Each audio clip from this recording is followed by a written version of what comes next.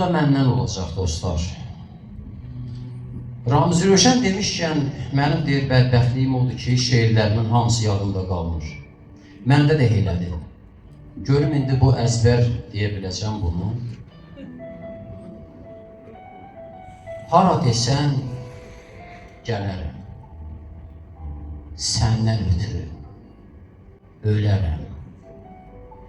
Qanad açıb quş olan, payız olan, qış olan, dostluğuna tuş olan, bütün həyatım boyu gülüm sənə qoşulan. Hara desəm, gələrəm, səndən ötürü ölərəm. Qoy aparsın sevməni, şirin-şirin dil məni, məhəbbətin bil məni, yandırıb od vurmusan, eylənirsən kül məni, qalmışam bu halətə, qınamasın el məni, necə yaşayaramsa axır özüm bilərəm, sevinci də, qəmi də mən sənin də bölərəm. Hara desən, gələrəm, səndən ötürü ölərəm, səndən ötürü ölərəm.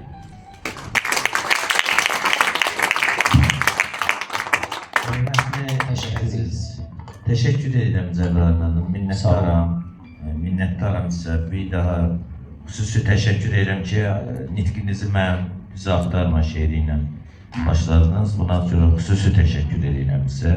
Var olasınız. Və hər zaman dostluqda, qardaşlıqda sabit qədəm olun. Özümə də bunu arzu edirəm, sizə də. Minnətdarım.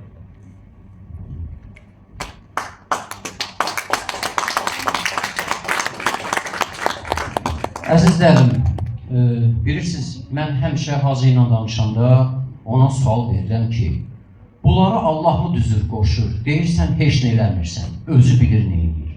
Mən o gün öz-özümə dedim, ayın 20-sində, bu ayın 20-sində, burada yaxınlıqda yerləşən Qəbələ restoranında əslən Ordubaddan olan gözəl şairimiz, hərbiçi və müharibə veteranı Yaşar Həsənlinin kitab təqdimatının aparıcısıydı. Ora bir çox ziyalılar da gəlmişdi və universitetin prorektor və digər sizin kimi ziyalı yoldaşları. Amma mən orada xəstəhal idim. Güclə o tədbiri yoluna verdim. Sonra da bildiyiniz kimi nə hal baş verdi.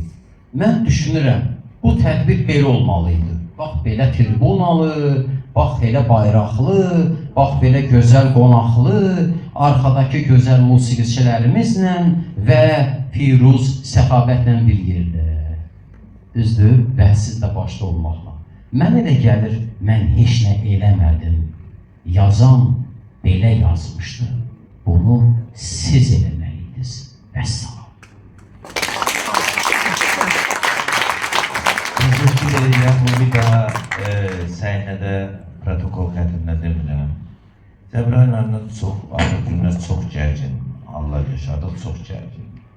Bunun şahidi də bizim dəyərli əziz qardaşımız Hacı Fazildir. Yanımızdadır. Siz dinləsəydiniz, deyərsiniz ki, biz bir-birimizə görüşəndə hökmən ki, silah sıxacağıq.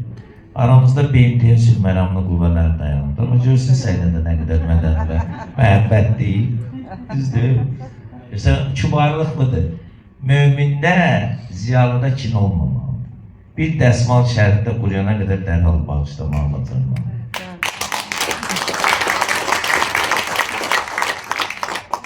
İndi isə əziz